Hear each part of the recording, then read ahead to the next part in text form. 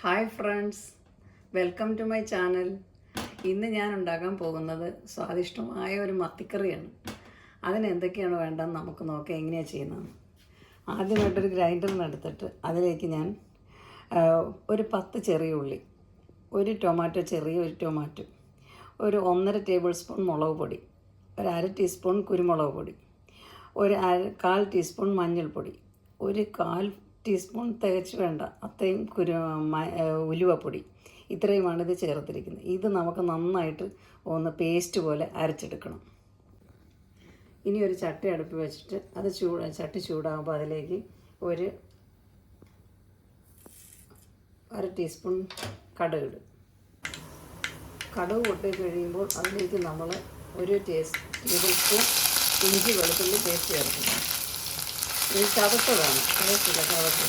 ഈ വെളുത്തുള്ളി കുറച്ച് ഒരു 4 അല്ലി വെളുത്തുള്ളി ഉണ്ട്.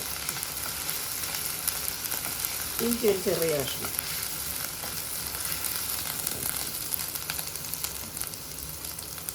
അതിലേക്ക് കുറച്ച് കറിവേപ്പില,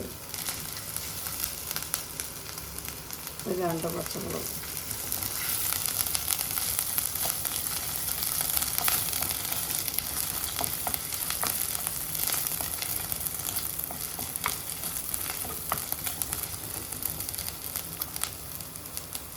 എന്നിട്ട് അതിലേക്ക് നമ്മൾ അരച്ച് പേസ്റ്റാക്കി വെച്ചിരിക്കുന്ന ആ അരപ്പുണ്ടല്ലോ അതിൻ്റെ കൂടെ കൊണ്ട് ചേർക്കും.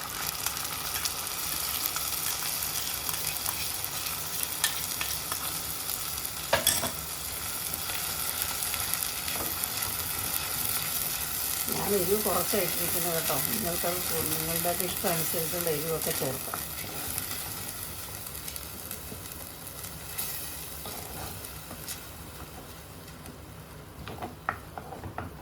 നല്ലപോലെ ഒന്ന് എണ്ണ വരണം, അതിനകത്തിൽ എണ്ണ തെളിഞ്ഞ് വരണം. ഇപ്പം നമ്മൾ അതിൻ്റെ ഒഴിച്ച എണ്ണ തെളിയുന്നത് പോലെ വരണം, അതുവരെ നമ്മൾ വഴറ്റണം. അത് ആ പേസ്റ്റ് പോലെ അരച്ചെടുത്താൽ മതി. ഞാൻ അതിനകത്തിൽ ആ ഗ്രൈൻഡറോടെ ഒന്ന് ഇച്ചിരി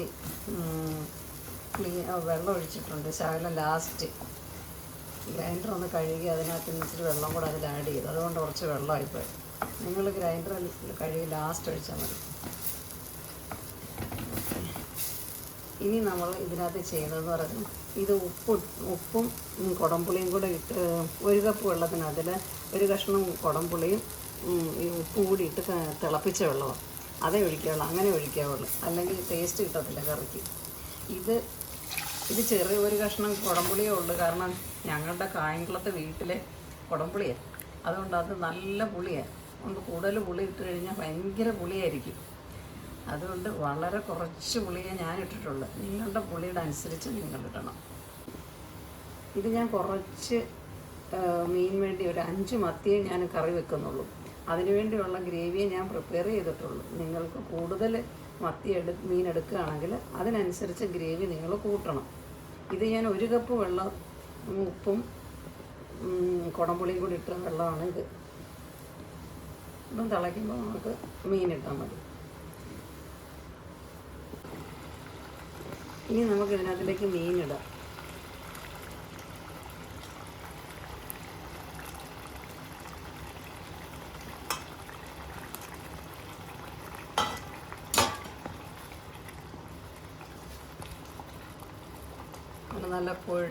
നല്ല കൊഴുപ്പുള്ള കറിയാണ്. നമുക്കൊന്ന് അടച്ചു വയ്ക്കും.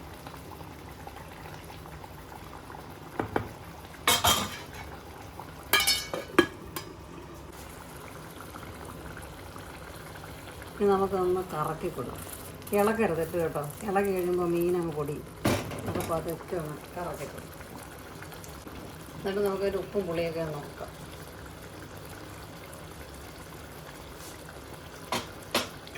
എല്ലാം കറക്റ്റാണ്. ഒരു 5 മിനിറ്റ് വെന്താൽ മതി കേട്ടോ. മീൻ അതിന് മാത്രം വേവാനൊന്നുമില്ല മത്തി. ഇനി ലാസ്റ്റായിട്ട് അതിൽ ഇച്ചിരി കറിവേപ്പില ഇട്ടു.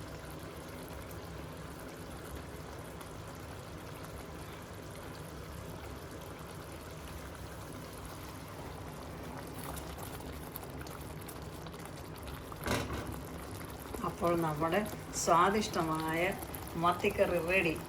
അപ്പോൾ നിങ്ങളെല്ലാവരും ഇത് ഉണ്ടാക്കി നോക്കണം. ഉണ്ടാക്കി നോക്കിയിട്ട് എനിക്ക് എൻ്റെ ഫീഡ്ബാക്കൊക്കെ അറിയിക്കണം. നിങ്ങൾക്ക് എൻ്റെ ചാനൽ ഇഷ്ടപ്പെടുകയാണെങ്കിൽ നിങ്ങൾ സബ്സ്ക്രൈബ് ചെയ്യണം, ഷെയർ ചെയ്യണം, ലൈക്ക് ചെയ്യണം. Okay, thank you.